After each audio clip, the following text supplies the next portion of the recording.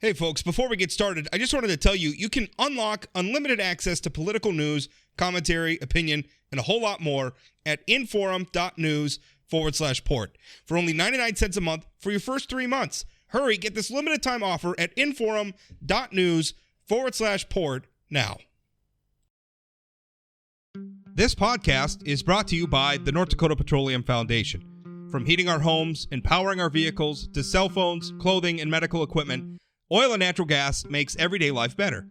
North Dakota Oil and Natural Gas, advancing the possibilities. Learn more at ndpetroleumfoundation.org.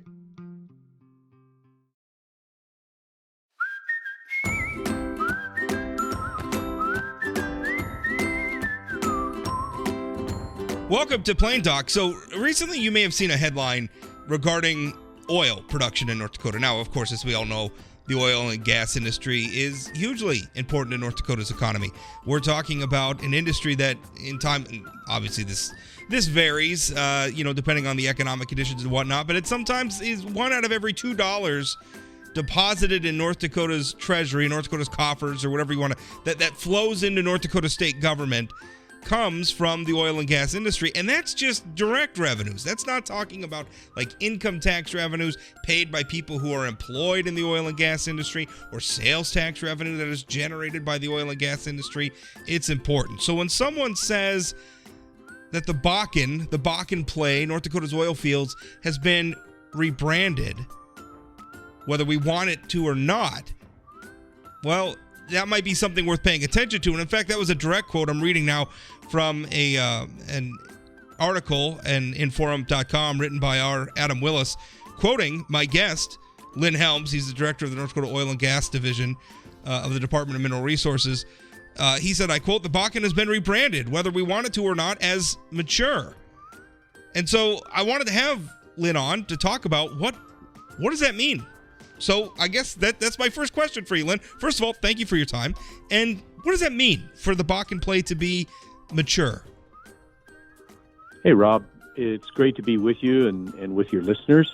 And it's a change, a transition. When you talk about being branded as mature, we are transitioning from a resource play that people viewed as a growth area where they could grow their production, grow their footprint, to a place where they plan to maintain or maybe a very low level of growth in terms of drilling and increasing crude oil production. So we've transitioned from a time, I think if everybody looks back, we've been at this for 16 years. As of April, it'll be 16 years in the Bakken play since the first modern Bakken well went on production. And so we're now at a stage where most of the big operators have about a 10-year inventory of drilling opportunities. And many of those are outside the core area. They're in what we would call the Tier 2 area. So instead of seeing rapid growth like we did in the early 2000s and in the teens, where month over month we'd be in the double-digit thousands of production increases.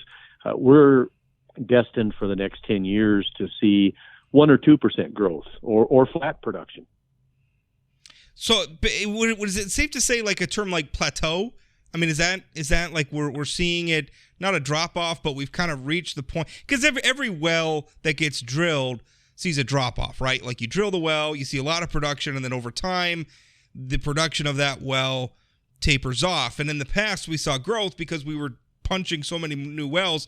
Now, if I'm understanding what you're saying, we're at a point where the level of drilling is basically going to maintain production, and we're not going to see the sort of growth we saw in the past. That's plateauing, I think. Yeah, I think that's a great word to describe it, Rob. We're a decade or more from what we call in the oil and gas business terminal decline. But we are plateauing or have plateaued. And as you know from our data, our peak production was in November of 2019 at the end of that rapid growth phase. And so now we just see very steady production in the 1.1 to 1.2, maybe 1.3 million barrels a day. Obviously, it's going to rise and fall a little bit with price and capital deployment. But the capital deployment from this point forward in terms of drilling and production operations is going to be very steady. In fact, one operator referred to their Bakken assets as an amazing cash cow, just generating large amounts of cash for the corporation. And of course, they're looking for exploration and growth plays elsewhere. So, let's turn that a little bit and say, if you are a state revenue planner, or you are a city or county in western North Dakota, this means that you can start to plan for steady growth in your school population and your housing development and the workforce needs, as opposed to the very rapid growth that we saw after 2010. So in terms of government planning and government revenues, this is a great time. I think someone made the joke. They actually looked at Uncle Si from Duck Dynasty, and he said, "Hey, I'm in my prime," and really, I think that's a pretty good description of where we are on this plateau as well. So, is anything? What can change this trajectory? And I guess one thing I was reading, actually this morning, I was reading a headline in the Wall Street Journal, and it said frackers push into once dead shale patches as oil nears $100 a barrel. I mean, obviously we have very high prices right now. And I'm reading through this article, and I see, the Permian Basin is mentioned, and the DJ Basin in California, and a lot of these other areas, but North Dakota's not in there. And I guess I was wondering why. I mean, we have very high prices now. Is that not something that could turn this around, or is North Dakota just in a different place? Well, I think we are in a different place. We were the first really major shale play. And so our core area is about 80% developed. There's still some great drilling opportunities in there. But unfortunately, our federal government is standing in the way on many of those. And so, I've been reading articles as well, Rob, that said even at $200 a barrel, we're not going to break discipline and go after growth at any cost.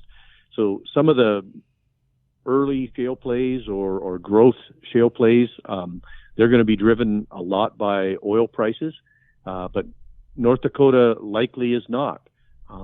It is mature.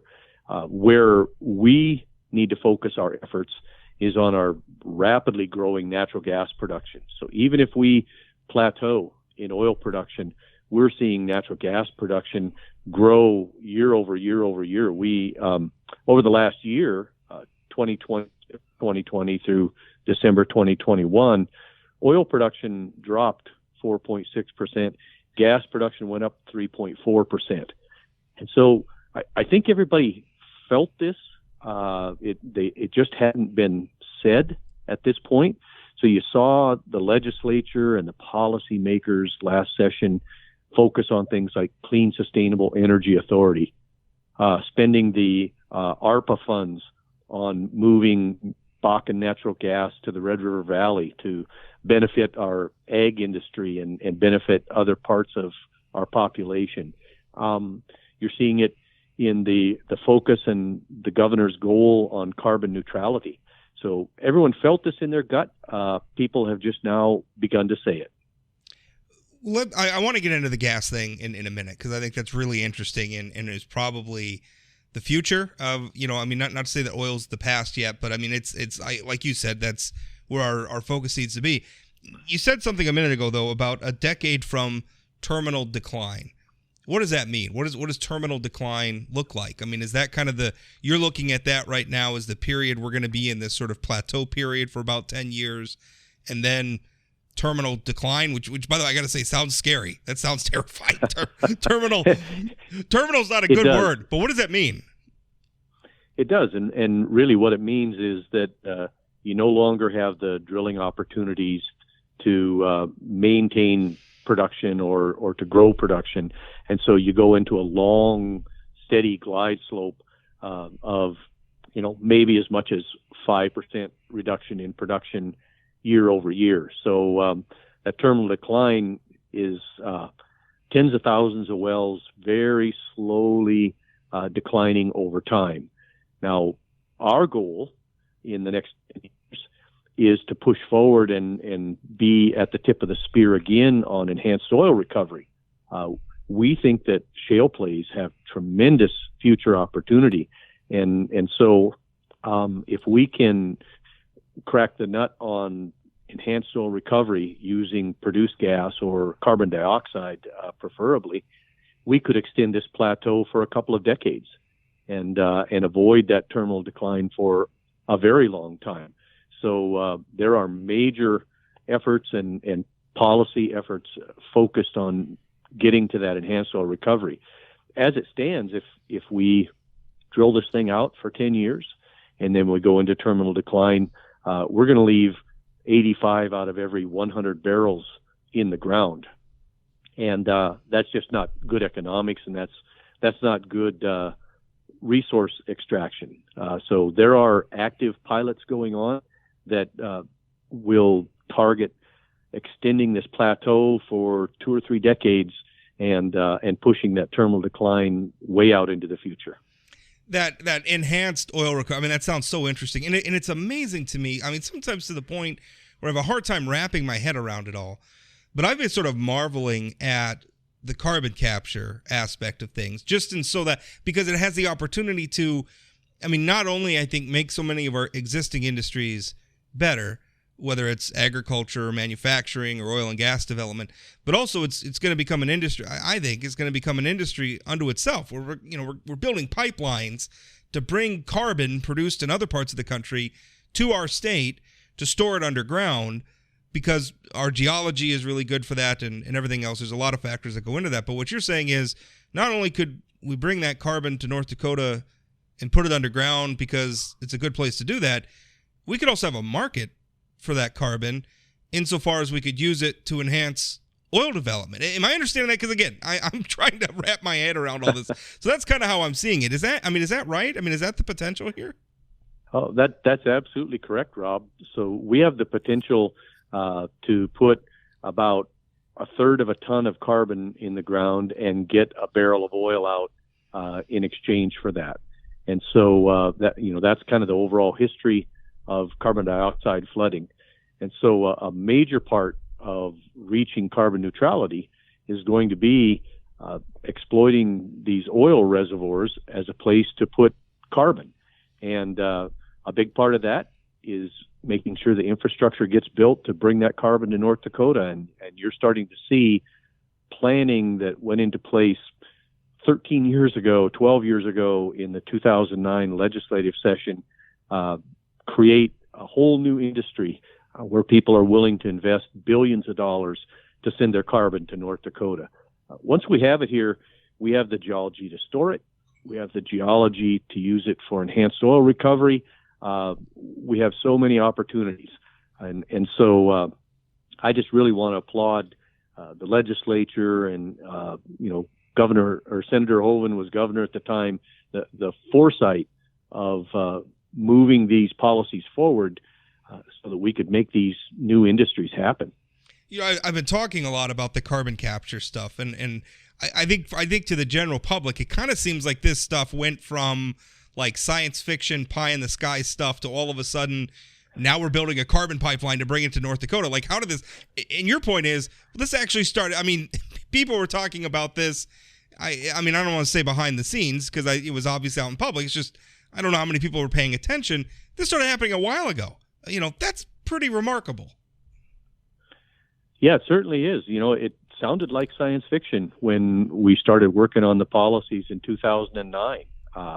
And it looked like, maybe an impossible mountain to climb when we started the process of primacy in 2012. But, all of that laying of the groundwork has just accelerated remarkably over the last 2 years, with some of these folks like Project Tundra and Red Trail Energy being willing to dive in and be the first to do this in North Dakota. And that, along with Governor Burgum's goal, everyone's heads came up, and now there are billions of dollars targeted for our small towns in North Dakota. I was just talking to our director of our commerce commissioner, I should say, and he was talking about this, and there was like $30 billion in projects across the state lined up already. A lot of them having to do with carbon capture, and so that is amazing. How feasible is? I mean, how far along are we in the enhanced oil recovery? Because you said, I mean, there's pilot projects, they're trying it out. I mean, is that? I mean, how sure a bet is that? Well, Rob, I think it's a really solid bet.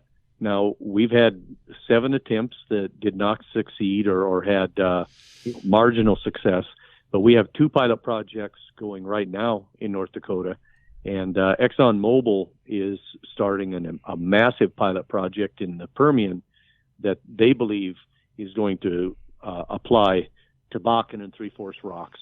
So industry, they're not in a huge rush because they know they have a 10-year or more drilling inventory, but they're very steadily marching toward the 85 barrels of oil.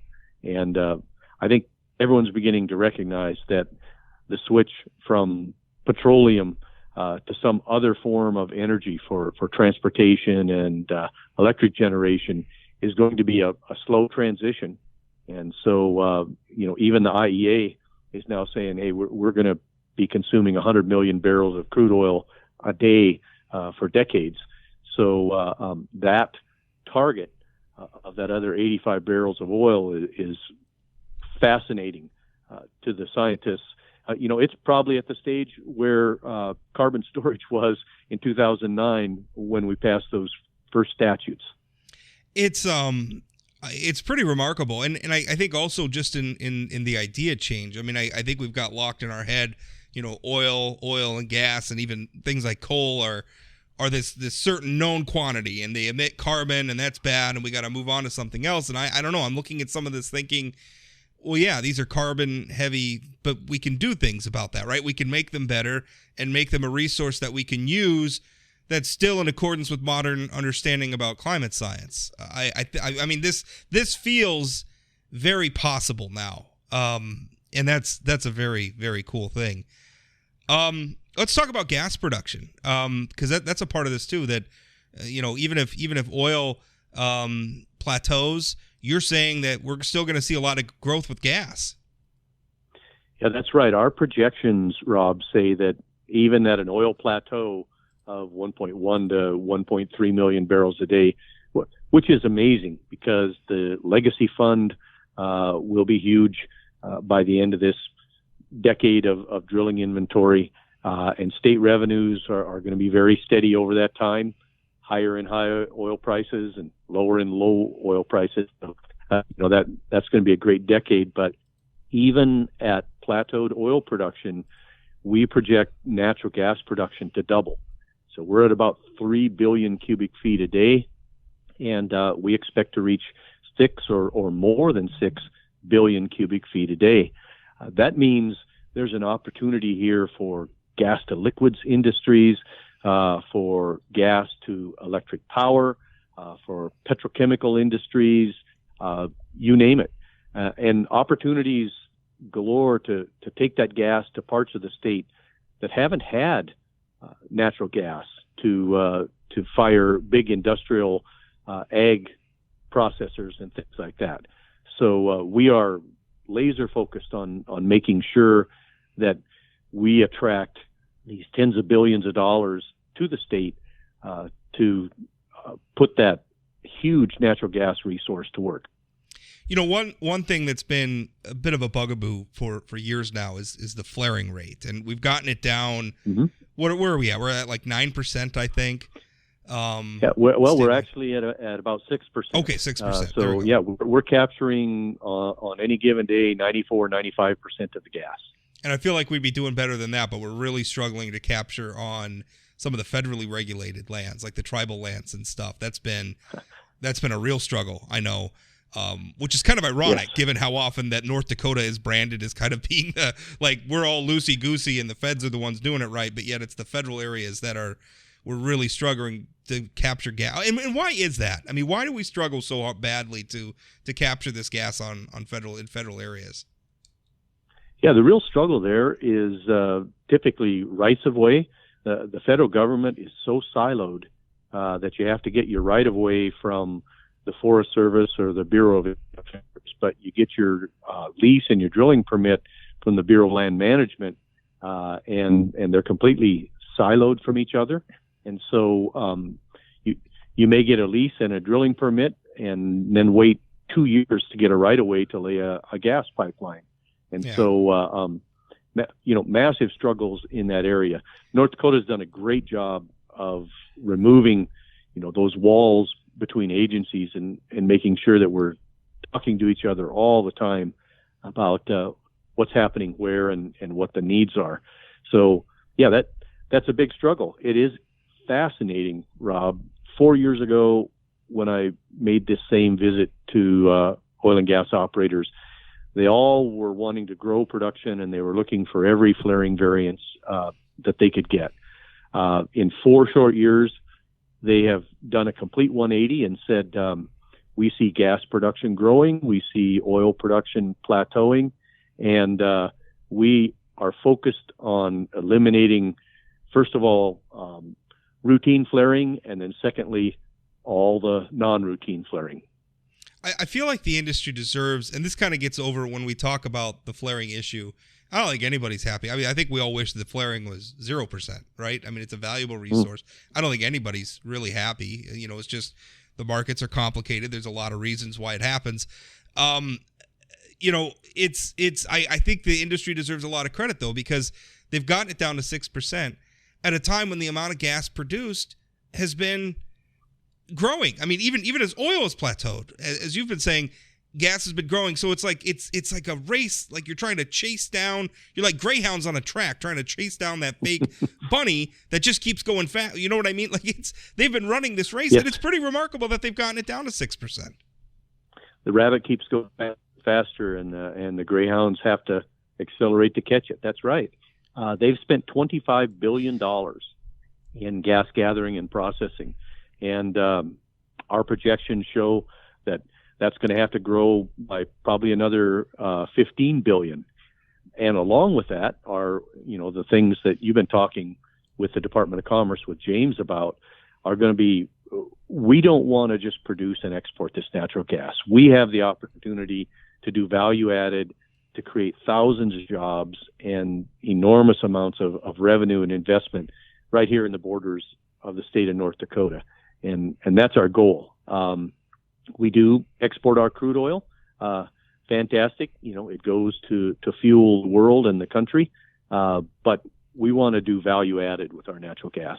Which we're familiar with because North Dakota produces a lot of raw materials. We grow a lot out of the ground too, right? And that's always been the thing is, well, why not mill our corn here too? Why not crush our soybeans here too? Why not refine the gas here too? We could do a lot of this stuff, and the opportunities just keep coming.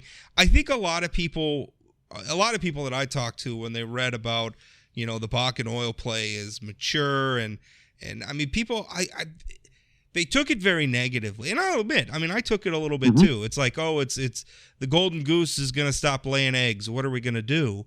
I think what you're saying is, well, we're still going to be laying eggs. Maybe just going to be a different flavor, different color. And, but I feel like we still need to be cautious. Like policymakers, whether they're at the local level or the statewide level, we need to be cautious given the outsized impact the oil and gas industry has on tax revenues in our state's economy.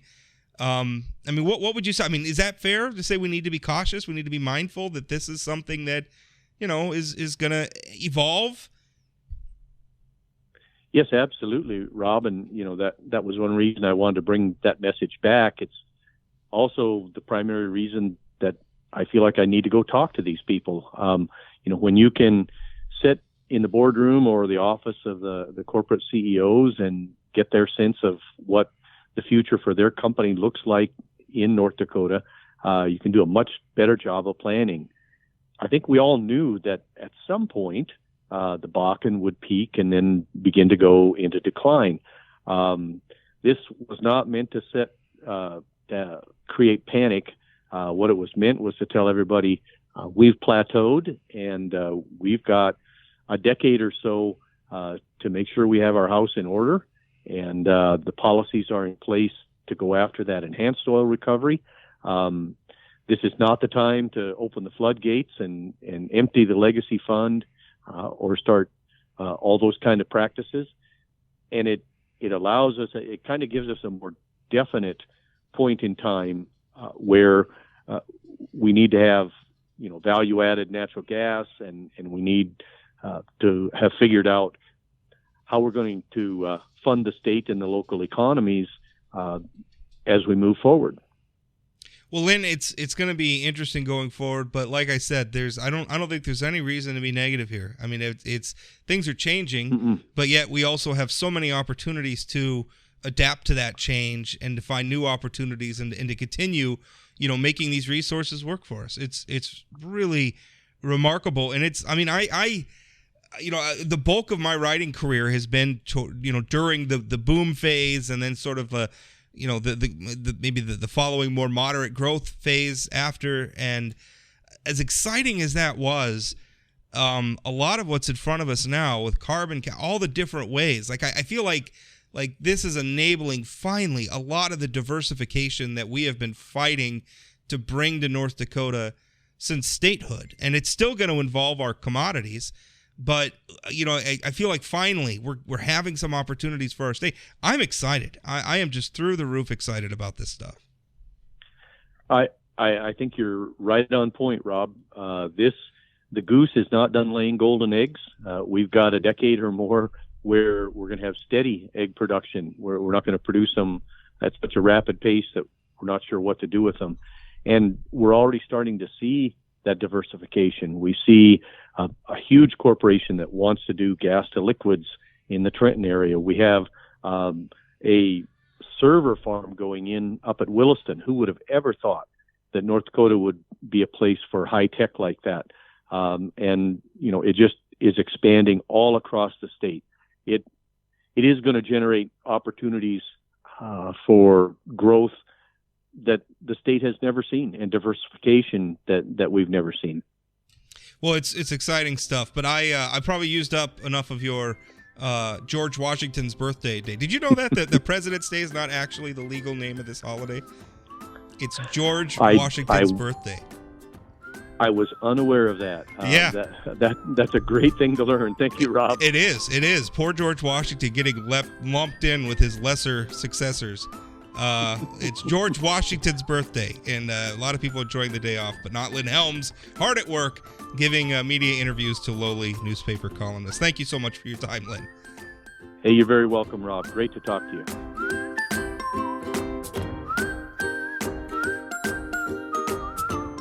Want more political news like this? Visit inforum.news/port to get 3 months of unlimited access to our news network for only 99 cents a month. Don't wait. Get this limited time offer at inforum.news/port now.